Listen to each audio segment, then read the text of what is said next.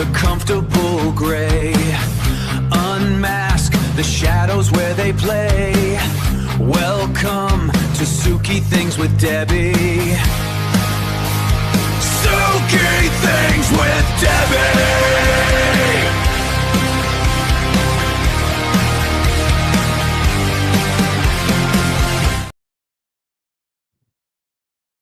Hi, everybody. Glad you could tune in tonight. We're doing it on a different night. Tonight is Thursday. I know usually the show is on Tuesday night, and that is my bad.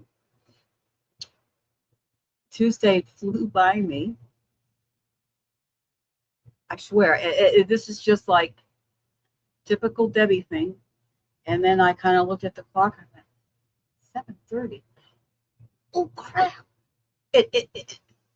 Long story short, I couldn't get the show done that night, so that's why we're doing it on Thursday night, because of right here. So I'm just going to count this one up to I'm old, it happens. Anyway, I'm glad everybody is here, or is going to be here, however it goes. Tonight is a subject that is really it's confusing. It honestly is. It's called the Montauk theory. And there's a lot of people that had different ideas about it. Is one of the reasons why I wanted to do this, because you get a lot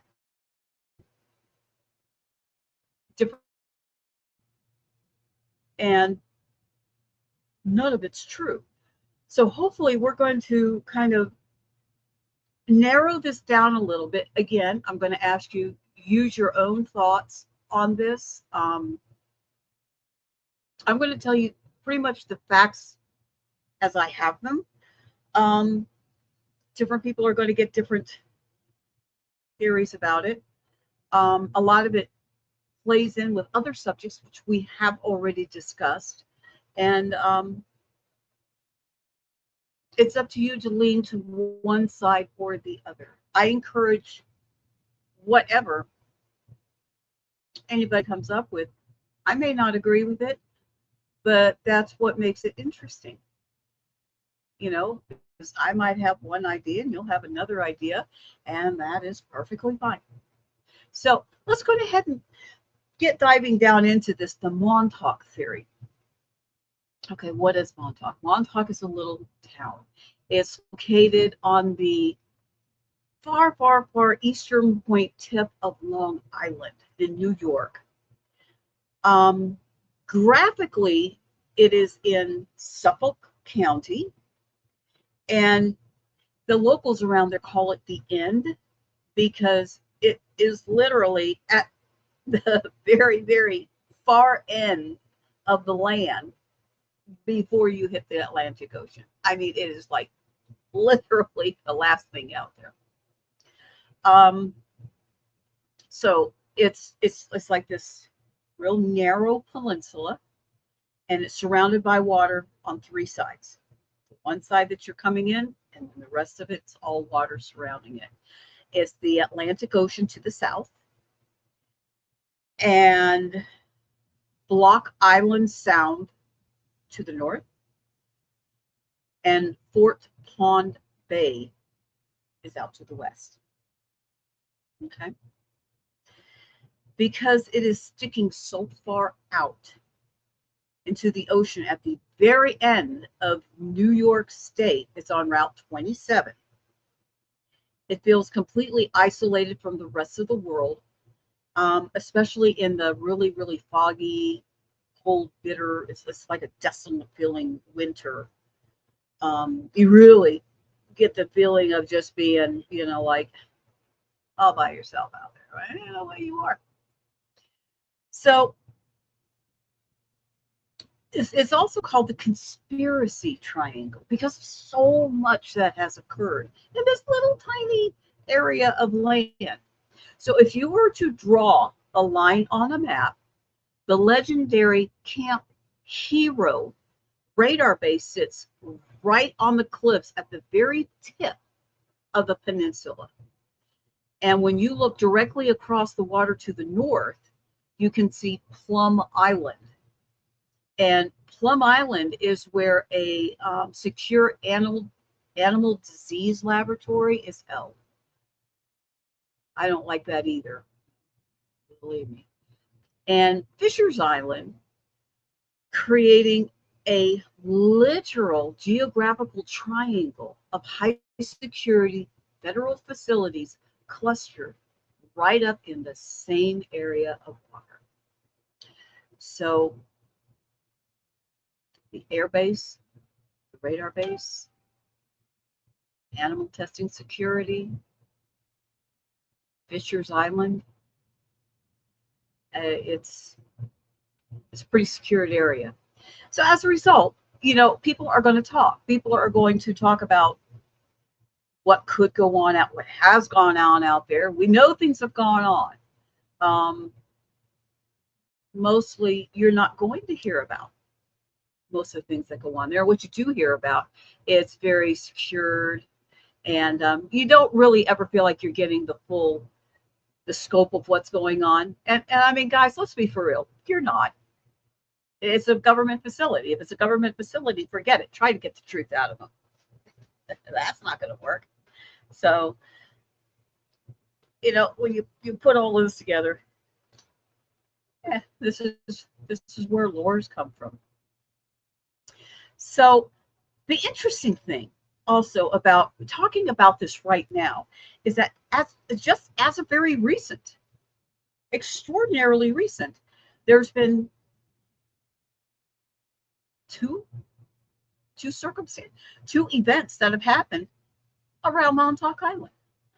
Okay, one of them, you're going to see me whenever you guys see me look now. I have got notes and paper and tablets and everything that I keep all my stuff down on, because whenever I research into stuff like this, it's not just, oh, okay. I really go into a research with this. Okay, so I want to give you guys as clear and precise the information as I possibly can. So, as of just here recently, on Tuesday, this is how recent it is. Tuesday, June the 30th of this year, just a week or so ago, a 39-foot commercial fishing vessel named the Miss Alexa sank rapidly about 3 miles southwest of Montauk. Okay, it's ocean waters. Just because it happened there didn't mean it was so weird, but it was still kind of weird the way that it happened. The boat's captain, which is an experienced retired mariner named Mike, who came back out to help the owner, got his hand caught and fingers broken when a massive wave and a heavy bag of fish caused the entire boat's weight to shift violently. That boat went down fast. With all that weight over on one side, it just rushed right in. The captain didn't even have time to put on a life jacket, but he managed to grab the ship's EPIRB, which is emergency position indicating radio beacon. Whenever there's a crash or something, they keep these on boards. Even immersed in water, these things just still keep going off, so people can get an idea of where this is occurring at. It's they've had them for years and years. A massive multi-agency result was triggered involving the U.S. Coast Guard, the Air National Guard, and they were flying the Hercules HC-130. And the Army National Guard sending 2 Black Hawk helicopters. This was a big event. They found him in a field of debris floating in the open ocean, literally clinging to the rescue beacon. He survived in stable condition. He survived. So this was something just really unusual.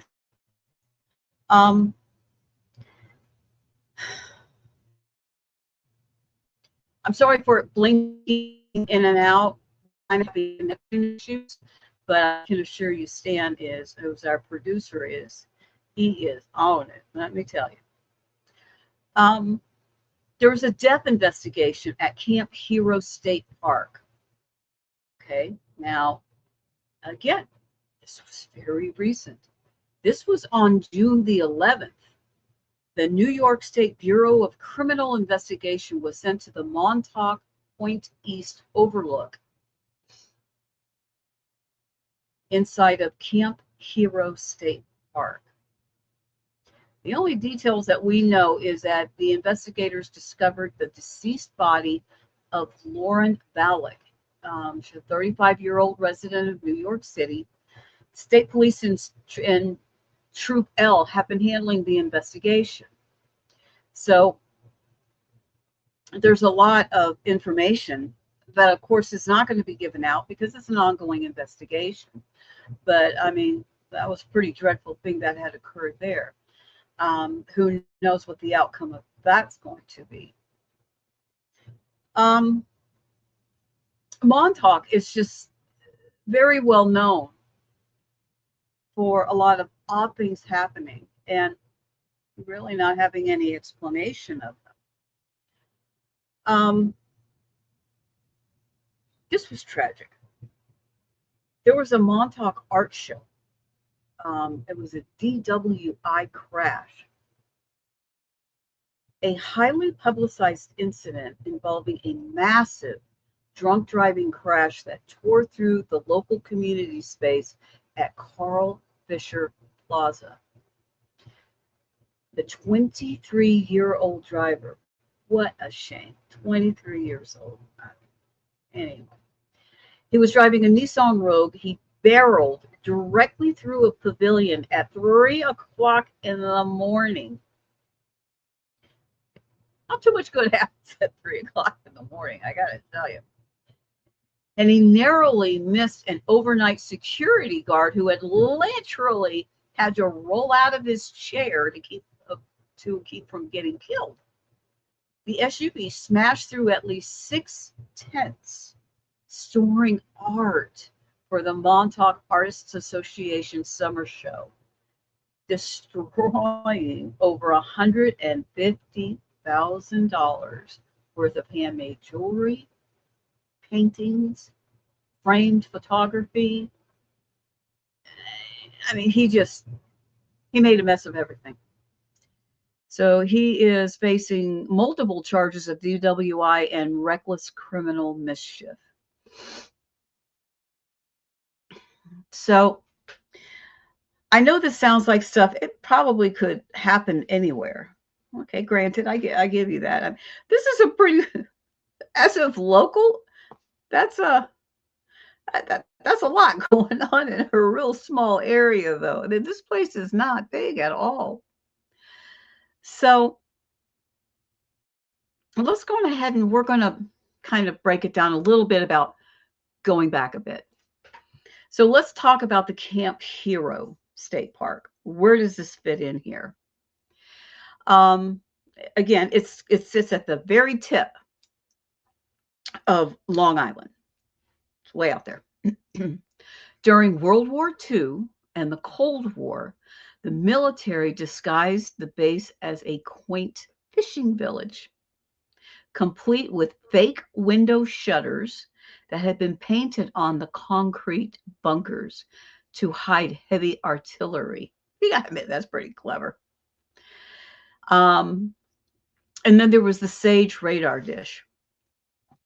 The base features a massive AN/FPS 35 radar tower. Believers claimed this dish wasn't just for tracking aircraft. It was pulsing ultra high frequencies at 425 megahertz to manipulate the moods and minds of the entire surrounding town. I don't know if you guys remember, a few weeks back when we were talking about the fear frequency and different frequencies work in connection with the brain, the way it perceives things. And there are certain frequencies that are compatible with us, that it's comfortable, and we can think clearly. And then there are very low frequencies and very high frequencies that just it bores into our brain. And once these things are going, it literally almost short circuits our thinking clearly, and this really causes chaos. Can literally create chaos. It can promote feelings of dread, can promote feelings of anger, confusion. You can really do a lot from the frequency that's being broadcast out there. So that's what they were claiming what was going on with this particular radar site, radar dish. Um, okay. Incidents that shut this place down. The project violently collapsed due to two specific events, and it was brought about by the two whistleblowers that they consider whistleblowers, and one was Preston Nichols, and one was Al Bielek. Now this goes back to August of 1983. The monsters from the id. So scientists were using a psychic amplifier called the Montauk chair. We'll go a little bit more into that. A powerful psychic named Duncan Cameron was hooked into it. In a bid to sabotage the horrific project from within, a rogue director whispered the phrase, "The beast is released," into Cameron's ear while he was in a deep trance. Cameron's subconscious materialized a massive, hairy, prehistoric beast right out of thin air, right inside the base. The creature went on a rampage, tearing through heavy equipment and underground walls. In order to stop it, technicians had to physically hack through the base's massive power cables to cut the transmitter. The base was immediately evacuated, and the lower levels were backfilled with concrete. The staff was brainwashed to forget the event forever. And what do you think about that? I don't know. Again, we're dealing with the government. So is it true? I don't know. You tell me. Um, do I think it's possible? Yes, absolutely. Because there are so many things that have been going on that we have not been told about. And it's going to work against them, because whether it is true or whether it is not true, people are going to get the glorified impression that anything that occurs could be true because of all the secrets and the lies that we've been told on things that were true and we were told wasn't, or the things that were not true but we were told it was. This is a big issue, why having a government that does not be upfront with their people is going to experience. Um, could it happen? Mm-hmm. It could. In 1983, this is something that we've talked about before, the time loop anchor, okay, which was in the Philadelphia experiment connection. These two come together. Remember, everything has a ripple effect. And sometimes, when we talk about these other things and we remember back when we spoke about something else, a Philadelphia experiment. But remember, The bottom line with the Philadelphia experiment is that it was not what they claimed that it was. They had a claim that it was to to make this ship appear and disappear interdimensionally. That's not what was going on. The actual thing was to hide or cloak this particular vessel from enemy eyes by removing its footprint, so to speak, or being able to detect it on radar, not actually transporting it from place to place. So, in the long run, it was debunked as misinterpretation of information that had been out there or contrived by somebody else and just made something out of it that it wasn't. So, this right here goes along with that story, and now you can piece it together how you will it. So we're just going to consider it to be lore, because the Philadelphia experiment, we pretty much know that something happened, but not in the way that it came out. It states that on August the 12th of 1983, the Montauk transmitters looked into a freak magnetic frequency from 40 years prior. It allegedly created a wormhole that ripped the USS Eldridge, which was the ship from the infamous 1943 Philadelphia experiment, straight out of the past and anchored it in the hyperspace beneath Camp Hero. Two sailors, the Cameron brothers, allegedly jumped off of the ship in 1943 and landed on the solid concrete floor of the underground base in 1983. Okay, now I'm going to ask you, if you can remember back from with our conversation before, would this be possible if this happened? I'll give you a hint. No, it couldn't have happened, for the simple fact that the base or the ship never left its area where it was docked at. Never. It never once disappeared. It never reappeared in a different place. That never occurred. Okay? It was false information. So if these two brothers jumped off of the ship, the only place they ended up with was wet in the water, because that ship never moved. So this is not true.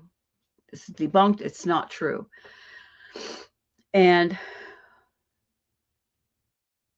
so when you, at least for me, when I hear one thing and it's been proven to not to be true, anything at that point is kind of like being in a court of law. Once you lie in a court of law, you're a liar. You're not going to get any much further with me, because you've proven you can lie. And when I see something like this, and I know about the Philadelphia experiment not being what they professed it to be, uh, that ship never left its mooring dock. How could these brothers have done this? Obviously, that's a falsehood. That did not occur. So I have to look at this whole thing. The 1983 time loop anchor with the Philadelphia experiment connection, debunked. No, that did not occur. I'm sorry. Mm-mm. So let's go into more of a technical part of it, because I don't like to sit too much time on something that we know isn't true. I'm wasting my time. So we're going to move on to something which would be more plausible. The Montauk chair. The Montauk chair is a piece of salvaged alien technology, supposedly from a crashed UFO at Roswell, consisting of massive electromagnets and subspace coils. Could that be possible? Yep. Now that could be possible for the simple reason that we are coming to find out that there was a foreign alien connection that had occurred there. Um, there was, they definitely did have crafts. I don't know from where, but there were crafts there. And could they have gotten this chair out from the quarters? You know, would we know anything about it? Nope. It was above our pay grade. We wouldn't know a thing about that. But they're saying that this is where this thing came from. When a psychic sat in it, their thoughts were amplified millions of times over and broadcast out of the radar dish. If the psychic thought of a solid object, the physical manifestation of that object would appear somewhere on the base. Well, could that happen? Again, you guys can tell me. Um,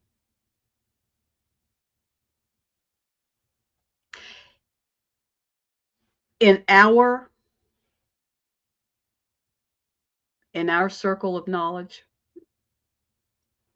and there's things that have gone on with Roswell and these other places that are just.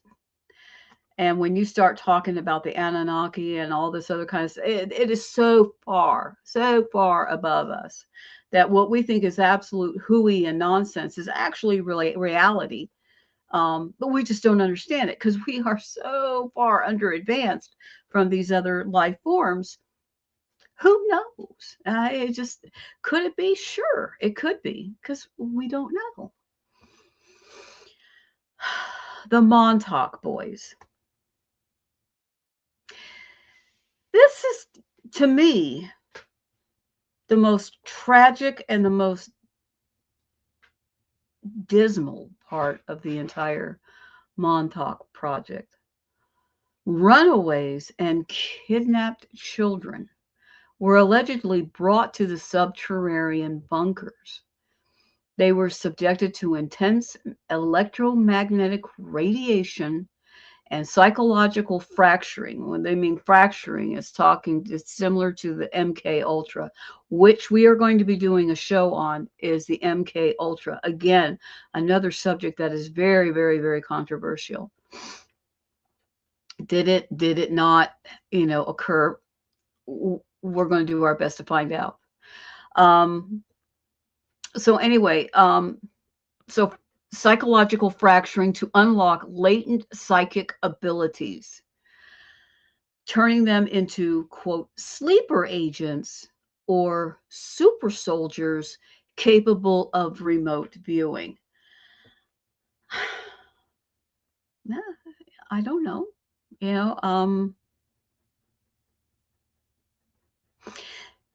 We really don't know that much about radiation,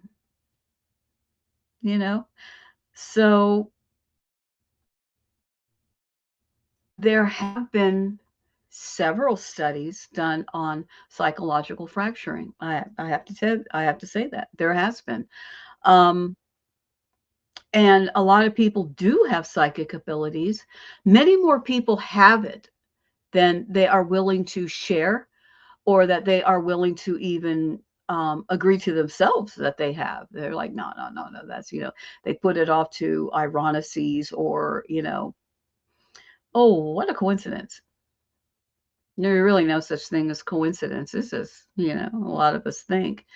So that either they don't know that they have it, or they refuse to acknowledge that they do have it. And some of them actually have abilities far beyond what the people who do know what they have, to a certain degree. And it goes far beyond them. In a case like something like that, it could actually create a dangerous situation because they're really not aware of what they're doing. They can be creating an effect, even a ripple effect, with having no idea of what they're even what they're doing is creating this chaos. They don't, they innocently don't know. So I mean, this I believe could be possible. I do believe that. And also, just because, to be very honest with you, people are cruel, and whether they're children or not, some people just don't care. And if they're disposable, okay, they're a good subject. It's cruel, it's horrible, it's hideous. Like I said, this is probably one of the deepest, darkest parts of this entire thing. To me, it is. Then we have, it's a cryptid tie-in to Montauk. Yeah, and it's called the Montauk Monster. Um, Now this goes back to 2008. It's still recent. It's not something from historically years and years and years ago. It's actually pretty recent. But in July of 2008, a bizarre hairless beaked carcass washed up on Ditch Plains Beach. It's about 4 miles west of Camp Hero, so it's very close. While mainstream zoologists insist it was just a heavily decomposed, waterlogged raccoon, paranormal researchers immediately suspected that it was a biological mutant escaped from the nearby Plum Island Animal Disease Center. Hi, Michael. Excuse me. Excuse me. I'm so sorry. And or a leftover subterranean experiment from Camp Hero. I'm familiar with this. I have to be honest with you guys. I honestly do believe um, skeletal structurally, the way that this thing was designed, it looked like a raccoon to me. Yeah, it was bloated and it was, sloughing up the skin and the whole thing like that. But it was not really pretty. But yeah, I think it was just a raccoon gone bad, real bad. But I think it was just a raccoon. So I don't think there was a monster or any of it. I do. I think it was a raccoon. And the only problem is some of paranormal investigators, they are so quick to jump on something that it's demonic or it's alien or it's this cryptid whatever. No, it's not. It's not pretty, but it's not any of those. It's what we know of it, and it's just it's all messed up. So basically, what we're looking at is that the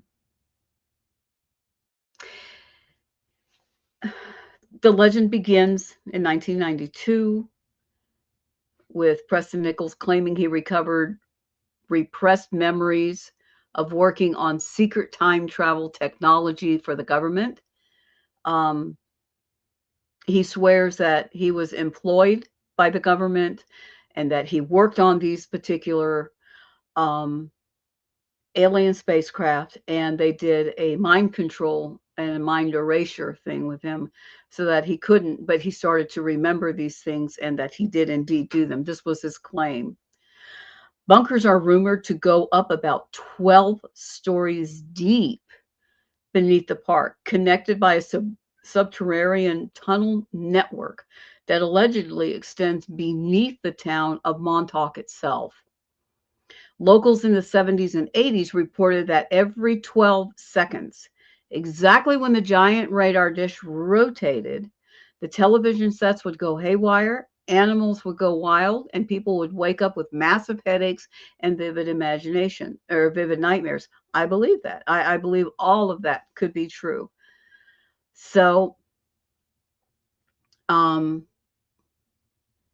as as far as all that goes, everything that they're saying at this particular piece of the story is totally believable, um, based on things we know of today, based on things that the frequencies that we're talking about, and the degradation of biological, carcasses that have been washing ashore is possible. All of this to me is very possible, but also very explainable. So, so when it goes to conspiracies, there's a lot of talk of conspiracies with this. Um, it's primarily spearheaded by authors Preston Nichols and Stuart Swerdlow.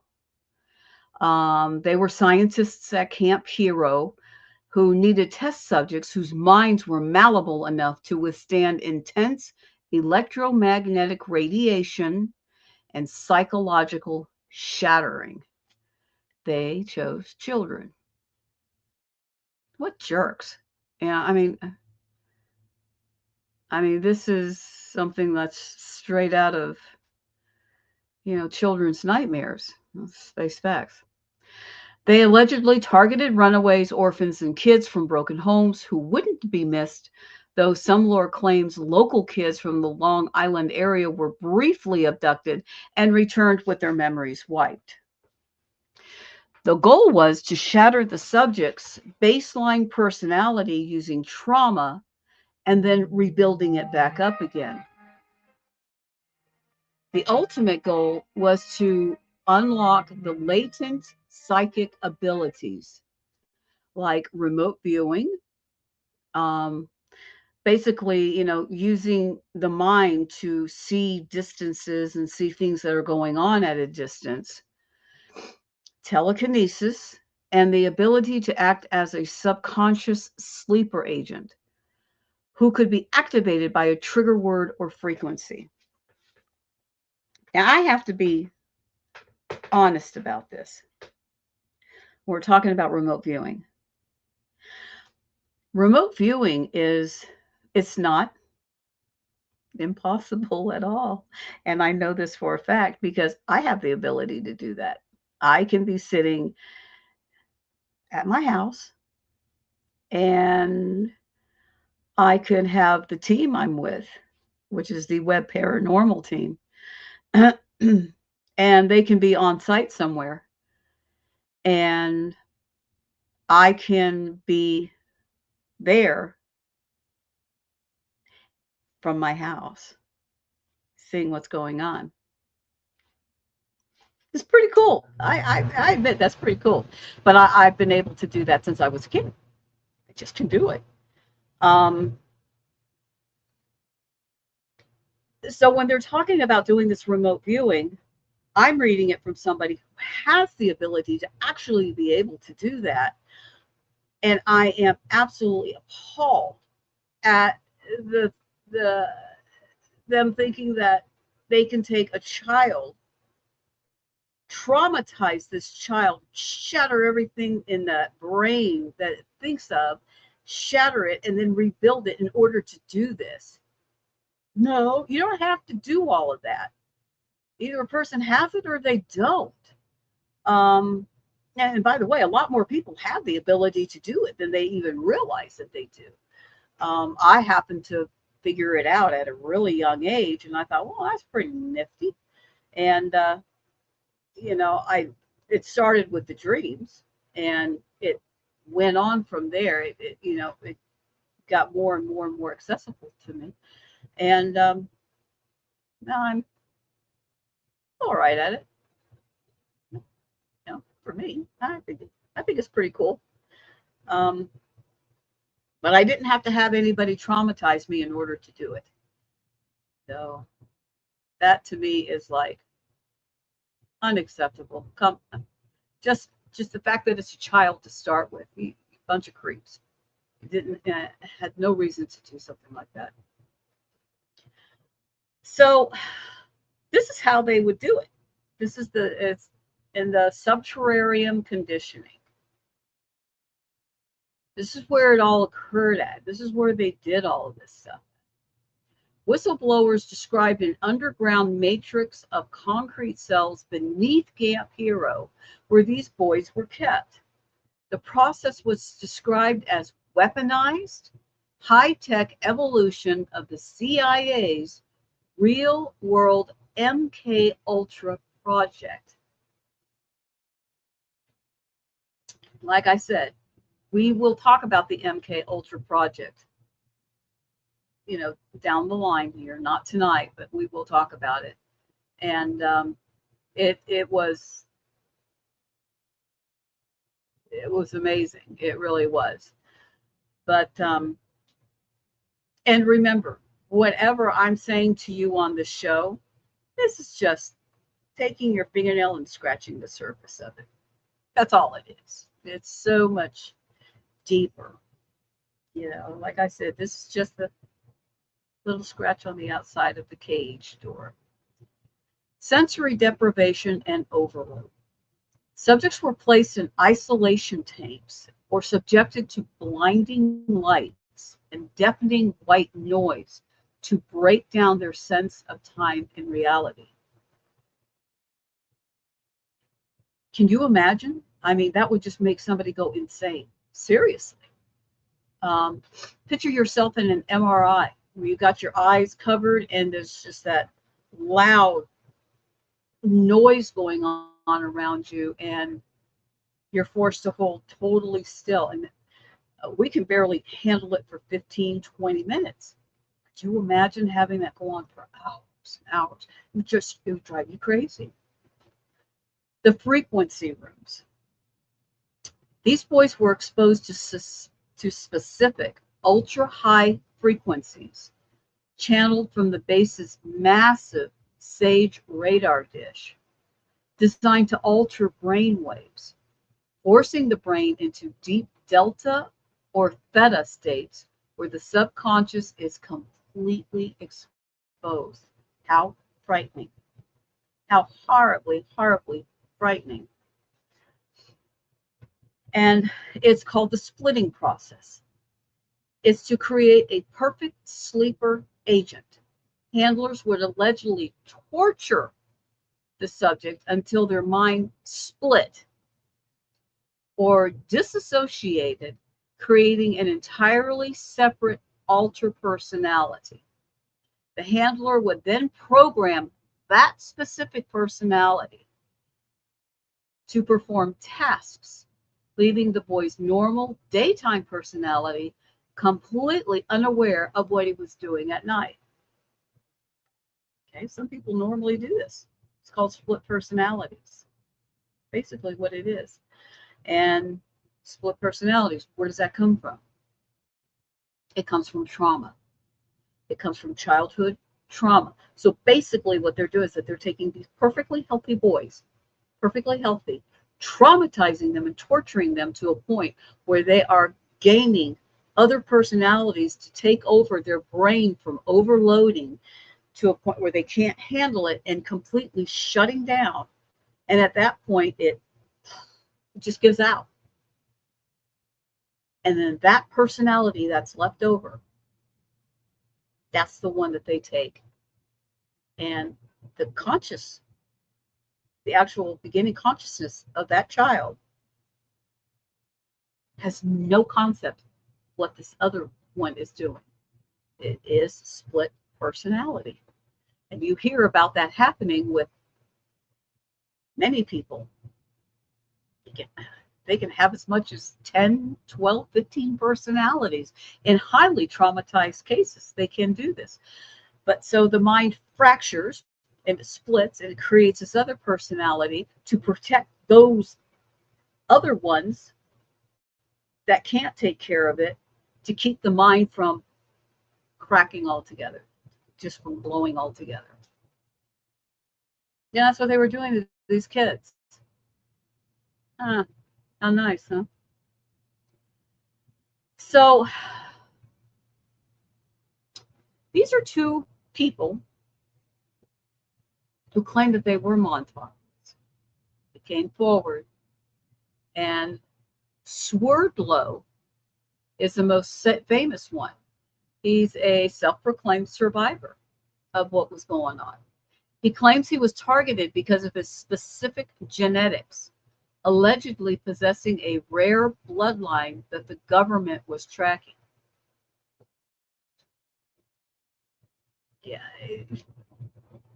And you thought our data was bad enough being tracked. Can you imagine having our bloodlines tracked? They've done worse than this, I can assure you.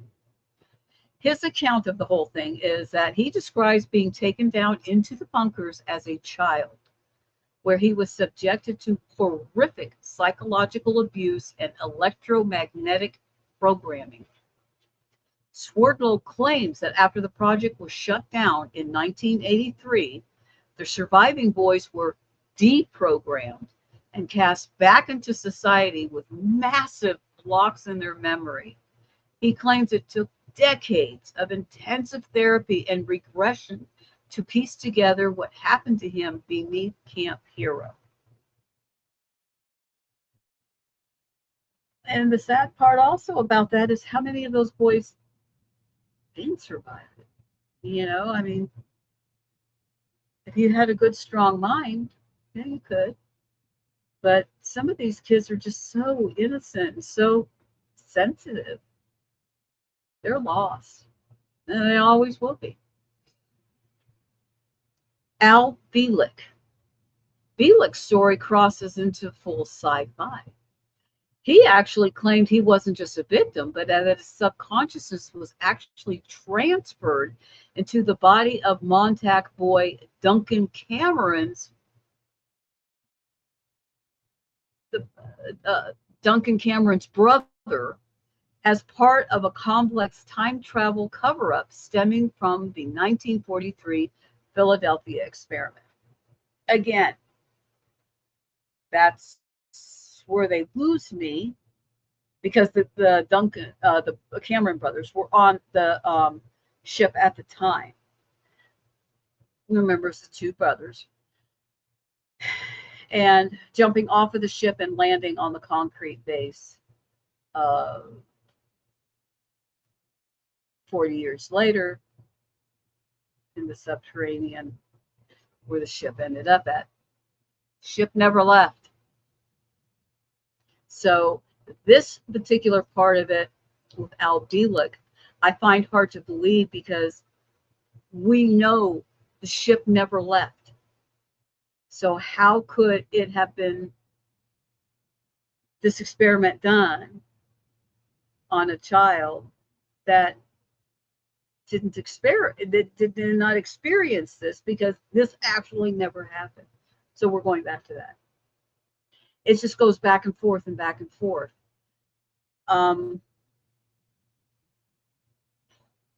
So I guess it just, again, it comes down to, what do you believe? Let's go into, okay, remember I was told you we're going into the Montauk chair. Okay, so the Montauk chair was like the centerpiece, a Camp Hero, this tech lore story thing. If the dish was the weapon, the chair was the steering wheel. So it's like a sci-fi bridge between human consciousness and high-powered radio engineering mixed in from alien technology. That's where this is coming from. Is it possible? Sure. We just don't know. So what exactly is a chair? According to Preston Nichols, who's the original engineer who claimed to have blown the whistle on the entire project, the chair wasn't built using standard human technology. The lore states that the original design for the chair itself was reverse engineered from crashed extraterrestrial spacecraft, specifically rumored to have come from the beings on the Orion constellation. The chair itself was a heavy seat lined with massive, high-powered electromagnets, subspace coils, and specialized helm sensors. This thing was far beyond just a chair. Surrounding the chair was 3 massive digital receivers built by the Delta T technology. These resistors picked up the electromagnetic aura and thought patterns of whoever was sitting in the chair and translated those thoughts into a digital code. Some things you just have to take at face value. Could it? I don't know. I guess it could have. I'm not an astrophysicist, but anything is possible, especially something that we don't understand. It's easy for them to say that this is what happened, and we go, oh no, how do we know? We don't understand this technology. You got to wonder if they did either, but we don't know. We just kind of have to take a lot of things just for the granted of it. So from thoughts to reality, we're kind of dealing with. The process was essentially a weaponized, ultra amplified version of manifestation. A highly gifted psychic, most famously Duncan Cameron, would be strapped into the chair. The chair's electromagnetic coils would read the psychic's thoughts, boost the signal millions of times over, and feed that energy directly into the base's massive AN/FPS 35 SAGE radar dish up on the surface. The thoughts were then blasted out into the atmosphere on an ultra high frequency, which is around 425 megahertz. So that's, in a nutshell, how this worked. And the chair had 3 different powers that it could do. According to the Nichols boy, the scientists discovered that the chair could manipulate reality in 3 terrifying ways, depending on what the psychic was told to focus on. Number 1 was creation out of thin air, which is manifestation. If Duncan Cameron sat in the chair and intensively visualized a solid object, like a building or a car or a weapon, the radar dish would broadcast that thought form, and the physical object would literally materialize somewhere on the base. It started as a ghostly, translucent image, but if he held the thought, it became physically real and solid. That's a trip. Time and space ripping, or otherwise the time tunnel. This is where Stranger Things inspiration comes from. The scientists realized that if the psychic focused on a specific year or a specific coordinate in the universe, the sheer electromagnetic force of the chair would rip a hole straight through space-time. This created a stable time tunnel portal right in the subterranean levels of Camp Hero. That is terrifying. That is absolutely terrifying. Researchers claim that they could literally walk into the portal and step out onto ancient Mars, the future or the past. And how about them rosy red apples? And the interesting thing is, as we know, time is not linear. It's not future's up here, we're in the present, and the past is, but that's not the way it actually works. Time is not linear. So by using this chair to broadcast specific emotional states, the operators could manipulate the moods of anyone in the surrounding area. They tested this by having the psychic broadcast feelings of intense panic, deep depression, or rage, and then monitoring the nearby town of Montauk to see how the locals and animals reacted to the sudden emotional shift. So, would this one person be able to affect an entire town of people and animals just by what is going on in their mind, by using this radar to amplify that to affect everybody and everything. I have to say, possibly, very, very possibly. By using the chair to broadcast specific emotional states,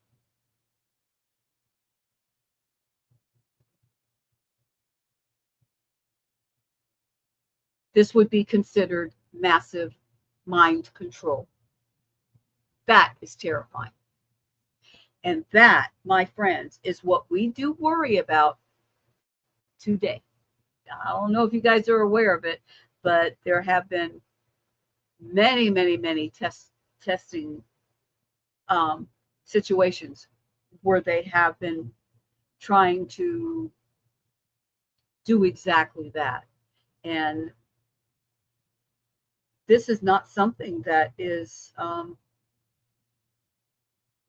it's sci-fi, but it is not something that is so far-fetched that it cannot happen. It can. And we used to think cloud seeding was all BS. No, it's not. It's not BS at all. It's really happening. You know, a lot of things that we see as being way far out there, that doesn't, yes, it is. People are much more advanced than you think, only because they have been doing these testings for many, many, many, many years, lying to us and saying, no, that it wasn't going on. It is going on. And they do have this technology from other beings, but they're testing it for use today in what we have going on. And we're kind of like at a, we're at kind of like a downgraded position with it because we don't understand it. How can you fight something that you don't understand? How can you defend yourself against something that you don't understand? You don't even know how this thing works. You don't have to know what it does. But that's what's going on. So, something to be thinking about. The Montauk Monster is a perfect bridge between classic government cover-up lore and 21st century digital viral phenomenon. When this hit the internet in 2008, it practically broke the web and put Montauk back on the paranormal map. So let's talk about the discovery at Ditch Plains. This is July of 2008. So this was on Saturday. It's a very, very hot afternoon. It was in the summer, July the 12th. 26-year-old local named Jenna Hewitt and three of her friends are walking along Ditch Plains Beach. It's a wildly popular local surfing spot right in front of the Surfside Inn restaurant. Sprawled out in the sand is a bloated, completely hairless, leathery, cream-colored carcass, roughly the size of a large dog or cat. We were just talking about this. Geographically, Ditch Plains sits on the ultimate conspiracy crosshairs. It's less than 2 miles west of Camp Hero and about 20 miles directly across the water from Plum Island. So let's take a look at it. A dinosaur beak. The most striking feature of the creature was its face. Instead of a snout or a muzzle like a dog or a raccoon, its upper jaw curved down into a sharp, prominent, bird-like bony beak, while its lower jaw was filled with jagged, pointy teeth. The front limbs didn't look like paws or hooves. They ended in long, thin, skeletal finger-like digits that looked unsettlingly primate or human. And the body had zero fur, feathers, or scales. The skin almost looked synthetic, smooth, and rubbery, with almond-shaped eye sockets that immediately triggered gray alien companions. So,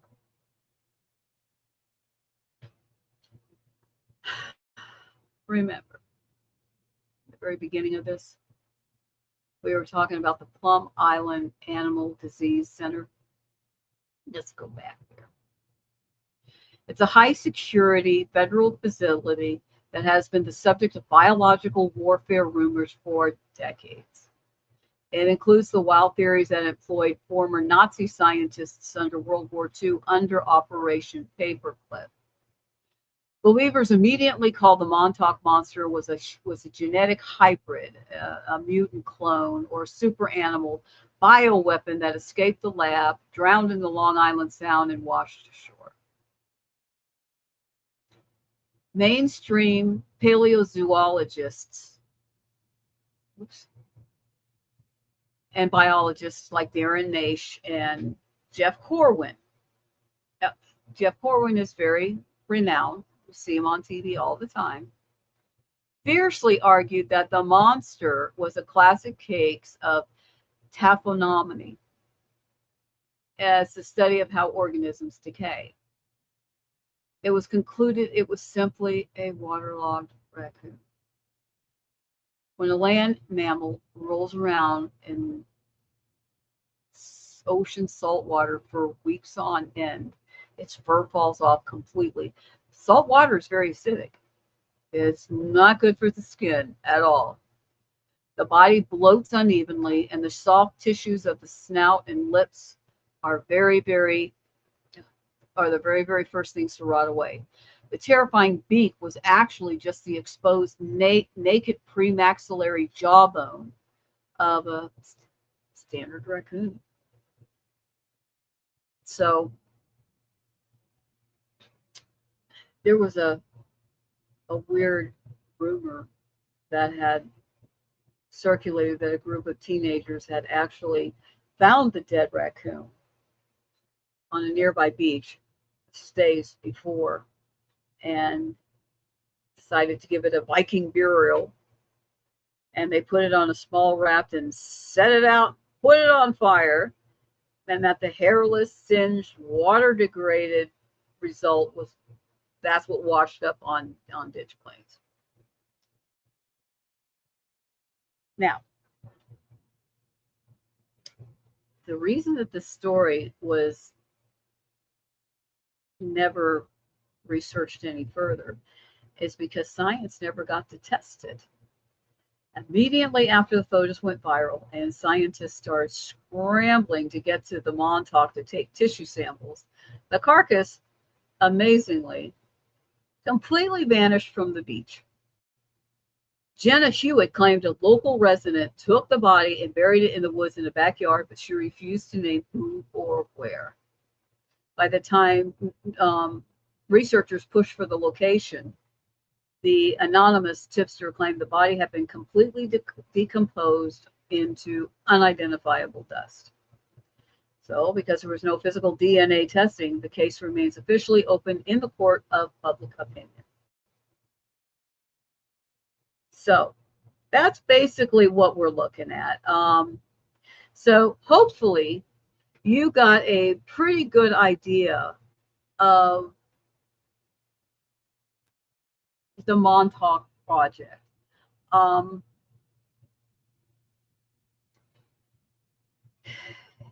Is it up for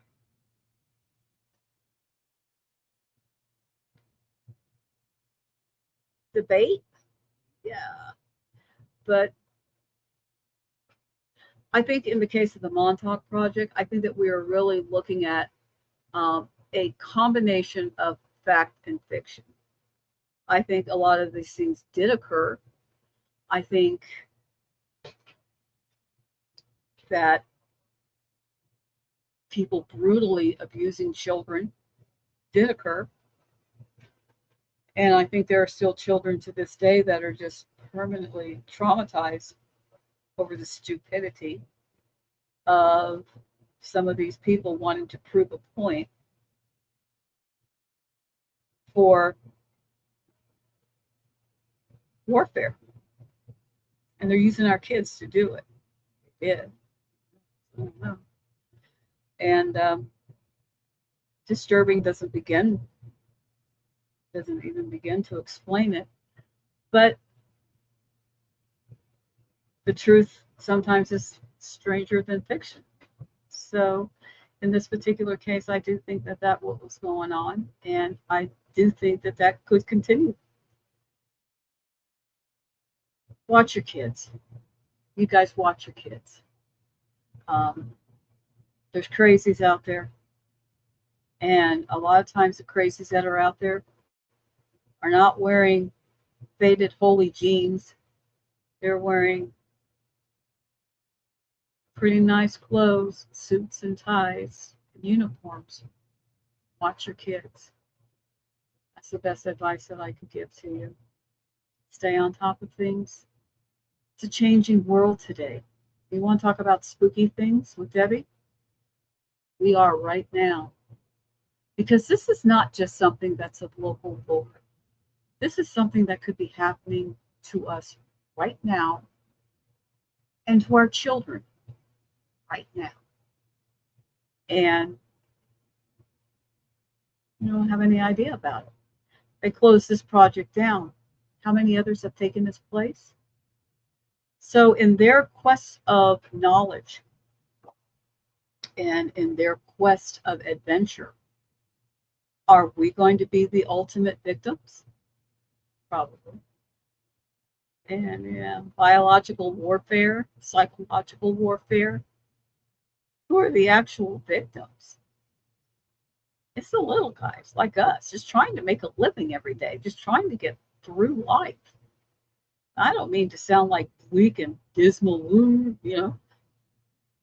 life is great, life is wonderful. Just stay on top of it.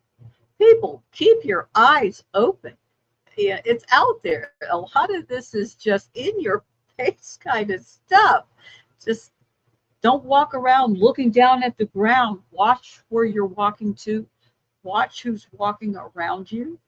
Keep your eyes open. A lot of these folklores and a lot of these stories are based on factual things that have actually happened. And they're just so much stronger than the truth as we could see it, even though they are true. So my message out there for you guys is that spooky enough for you? Heck yeah. And that's spooky because it's real. Maybe not some of these stories. Philadelphia Experiment, it's a great movie, but it didn't occur that way. But the Montauk, we need to sit down and think, could that have happened? It could have. And if it did, how horrible and how spooky would that be? All right. All right, you guys. Before we leave the show, I want to remind everybody on the Paracomic-Con convention coming to Enterprise, Alabama on August the 8th and the 9th. This will be at the Alabama Civic Center. And we're going to have wonderful guests that are going to be there. Keith Age, Ken Gerhardt, Lee Triana, Terry Brown. Oh my goodness, there are just so many. Brett Wagner, James Stokes. I think James is still coming. I know Mary's going to be there. Oh my goodness me, I'm trying. She played the mother on Harry. I think was it Harry and Kumar's Adventure? She's funny as can be. Anyway, she's going to be there. There's just my memory is crap. So I gotta start writing this stuff down. I really do. But in any case, Deep South Paracomic-Con, August the 8th and 9th, Enterprise Civic Center in Enterprise, Alabama. Come on and see us down there. So many of us to see. Jeremy Leonard is going to be there. Fox Paranormal is going to be there. I'm going to be there. So many vendors are going to be there. Incredible vendors. Such a Jatin Patel, the Redneck Raja. You got to meet him. He is super, super funny. It's so nice. Always got great stories. Robert Mukes. Thank you. These are the names that I've been trying to get out of here and not being able to. Robert Mukes is going to be there. Richard and Colleen Johnson are going to be there. Gosh, so many. Ken Gerhardt. We said Ken. There I am. Debbie Hawk Hutchinson. Martha Hazard Decker is going to be there as well. Blaine Rohan. That's my bud. I love Blaine. He's going to be there. The Alabama Ghostbusters from Ashford and the Dothan Division. They will be there. James Stokes, as we said, he's going to be there. Matthew Brown. He's going to be there. Gwen Johns. She's been on several shows herself. She's going to be there. Mary Hampton. So as you can see, the list just keeps going on and on and on. So everybody, I'm hoping to see you guys at the Deep South Para Comic Con on August 8th and the 9th, Enterprise, Alabama. You guys take care and have a great week. We'll see you guys on Tuesday night. Bye-bye.